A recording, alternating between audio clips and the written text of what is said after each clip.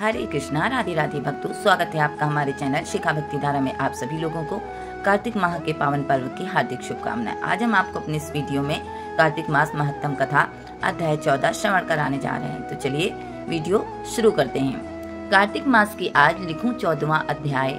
श्री हरि कृपा करें, श्रद्धा प्रेम बढ़ाए। तब उसको इस प्रकार धर्म पूर्वक राज्य करते हुए देखकर देवता क्षुब्ध हो गए। उन्होंने देवाधिदेव शंकर को का मन में स्मरण करना आरंभ किया। तब भक्त स्मरण की कामना पूर्ण करने वाले शंकर ने नारद जी को बुलाकर देव कार्य की इच्छा से उनको वहां भेजा। शंभु भक्त नारद शिव की आज्ञा से देवपुरी में गए।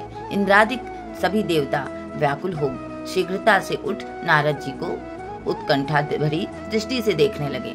तब अब सब दुखों को कहकर उन्हें नष्ट करने की प्रार्थना की।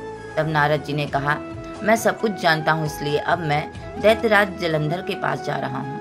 ऐसा कह के नारद जी देवताओं को आश्वासित कर जलंधर की सभा में आए। जलंधर ने नारद जी के चरणों की पूजा कर हंसते हुए कहा, हे ब्रह्मण, कहिए आप कहाँ से आ रहे हैं, यहाँ कैसे आए हैं? मेरे योग्य जो सेवा हो उसकी आज्ञा दीजिए। नारद जी प्रसन्न होकर बोले, हे महाबुद्धिमान जलंधर, तुम धन्य हो। मैं स्वेच्छा से कैलाश पर्वत पर गया था, जहाँ 10,000 योजनों में कल्प वृक्ष का वन है। वहां मैंने सैकड़ों कामधेनुओं को विचरते हुए देखा तथा ये भी देखा कि वह चिंतामणि से प्रकाशित परम दिव्य अद्भुत और सब कुछ सुवर्णमय है। मैंने वहां पार्वती के साथ स्थित शंकर जी को भी देखा, जो सर्वांग सुंदर गौण वर्ण पे नेत्र और मस्तक पे चंद्रमा धारण किए हुए हैं। उन्हें देखकर मुझे बड़ा आश्चर्य हुआ कि इनके समान समृद्धिशाली त्रिलोकी में कोई है या नहीं। देवेंद्र, उसी समय मुझे तुम्हारी समृद्धि का स्मरण हो आया और उसे देखने की इच्छा से ही मैं तुम्हारे पास चला आया हूँ। ये सुनकर जलंधर को बड़ा हर्ष हुआ। उसने नारद जी को अपनी सब समृद्धि दिखला दी।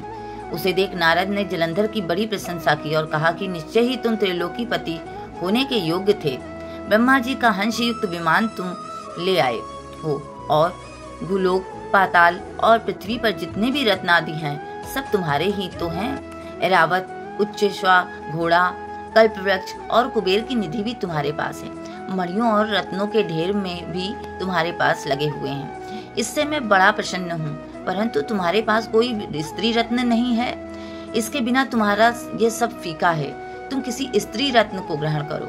नारद जी के ऐसे वचन सुनकर दैत्यराज काम से व्याकुल हो गया।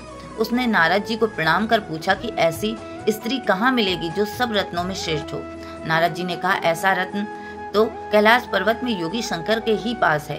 उनकी सर्वांग सुंदर पत्नी देवी पार्वती बहुत ही मनोहर हैं। उनके समान सुंदरी मैं किसी को नहीं देखा। उनके उस रत्न की उपमा तीनों लोकों में कहीं नहीं है। देवर्षि उस दैत्य को से ऐसा कहकर देव कार्य करने की इच्छा से आकाश मार्ग से चले गए। इस प्रकार से कार्तिक महत्तम कथा अध्याय 14 समाप्त हुआ। आप सभी लोगों को वीडियो में दी गई जानकारी अच्छी लगी हो, वीडियो पसंद आया हो तो प्लीज वीडियो को लाइक करें, शेयर करें व सब्सक्राइब करें। राधे राधे।